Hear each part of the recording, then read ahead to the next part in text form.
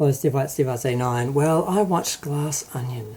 Now, this film had a really weird release. Now, I know the first film came out in cinemas, did really well. I was expecting the second one to go to the cinemas as well. It did for a week in November, from November 23rd, and then it went on Netflix December 23rd. So it was like 3 weeks where it was like in limbo after being in the cinemas for a week, and then it was on Netflix. It really makes no sense. It really makes no sense. So I watched this plus another film, both mysteries, both kind of, because they were mysteries, I kind of wanted to see them before they got spoiled by someone. So usually I end up waiting forever to watch films, but mysteries I tend to jump on them a little bit quicker because, you know. So I did like this film, mostly for the characters. The film itself had a lot of issues, the first film was a really normal setting. It was just a house.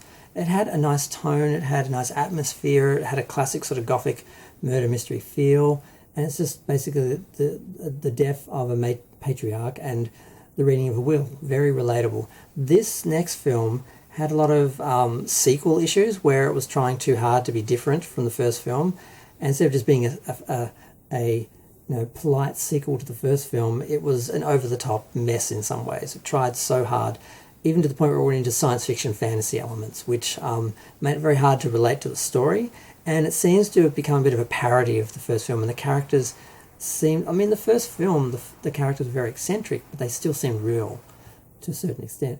This film, it's kind of gotten to the point of caricature and cartoon sort of versions. Like Daniel Craig's character, I didn't get him being gay in the first film, and I don't have a problem with that. I'm gay, representation, yay.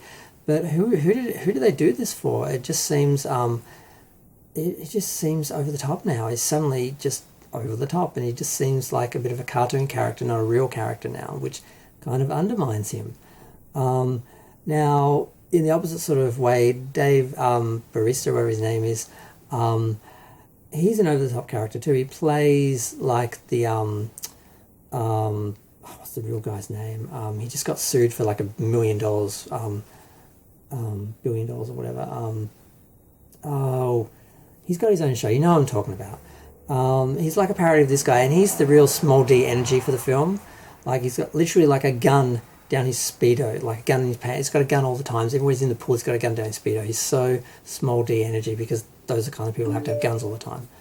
And he's funny because they're absolutely playing, having fun with that sort of character.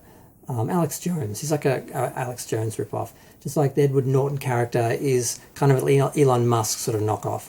So they've got these extreme, 1% characters, basically, where they are the rich, the famous, and they're not really relatable or believable, although we do know real people. They're sort of parodies of these people that we know, so you can sort of believe the other cast from the film are real people, but these, it's sort of like they're over-the-top parodies of people we do sort of know of, so it doesn't really work on that level. Now, we get about an hour into the film before we get the first murder, because this rich celebrity, this Elon Musk character, invites a whole bunch of people that he's had a relationship with in the past to his giant supervillain-like, over-the-top, science fiction, unbelievable lair, the Glass Onion. It's literally a giant glass building that looks like an onion. It's like 60s, 70s James Bond parody over the top that you can't really believe. He invites him for a murder mystery, and he's going to be the murder victim, and they all have to solve what happens. But they don't get to that point for certain reasons. This is not a spoiler review. I'm not ruining anything, which is going to make it very hard to talk about the film. But I want to talk about it because it was interesting and it had a lot of flaws and a lot of things that were just like, really? So we have the first murder, and that is about an hour in, and then we find out that there's actually been another murder that's been covered up and hidden that people are there to resolve. And it just complicates everything. And it sort of is the big reveal for the film, halfway through the film. So the end of the film, particularly the last half of the film, is really just watching revenge play out. And there's really not a lot of mystery. If you haven't worked it out by then, it's sort of underwhelming in a way. There's some satisfaction in seeing one of the characters that you really like get revenge, but it's not the same as revealing a mystery in like the last minute and sort of looking back at the whole film and putting all the pieces together. This film kind of does that halfway, and then the next sort of lot of stuff happens, and then you just sort of have the revenge play out. So it just doesn't work as well as the first film. It's over the top, like I said, science fiction, where we've got this supervillain style over the top billionaire who's created this ridiculous energy source that's going to, so it's, I can't say much more about ruining it, because I know the chance of someone watching this before watching the film is unlikely, but people do stupid things occasionally. I don't want to ruin it for someone. But there's some interesting cameos, like Serena Williams appears because he's so rich he just has her on call basically for like tennis lessons or something, and she's in the background. You think it's a picture, and then she just turns the camera and starts talking because she's just been sitting there waiting. Like, do you guys want to do a class? And it's like, and they're like, no. And I'm like, that's Serena Williams. You don't say no. Take a pause in the mystery and have a lesson from. So yeah. I mean, the actress Janelle Monáe is very good. She's very likable about halfway through the film. You hate her for the first part of the film, and then when you see what she's really doing and what's really happening with that character, she's incredibly sympathetic, and you're with her for the rest of the film. And that works for the second half of the film, but the first half of the film, it's a mess because things don't make any sense, and then things are revealed which make some things make sense, but other things still don't make sense because people must be incredibly stupid not to have reacted the way they should have. And it just seems badly written in some ways.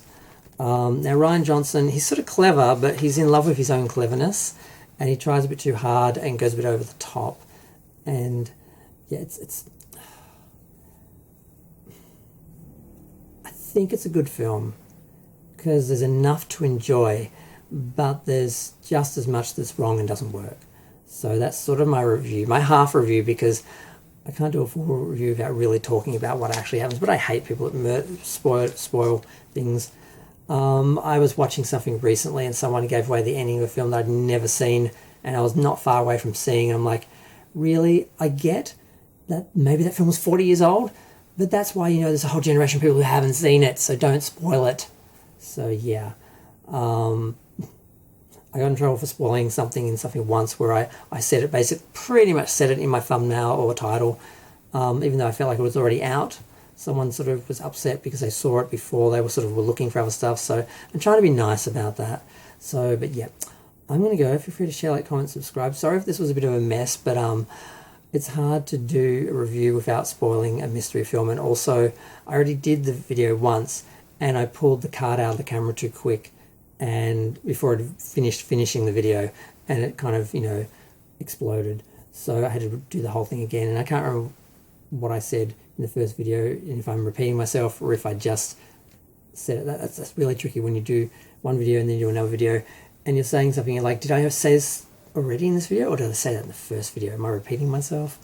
Whatever. I'm going to go. I enjoyed the film, but when you get to the end, you realise how much of a mess it was. I'm going to go. Bye.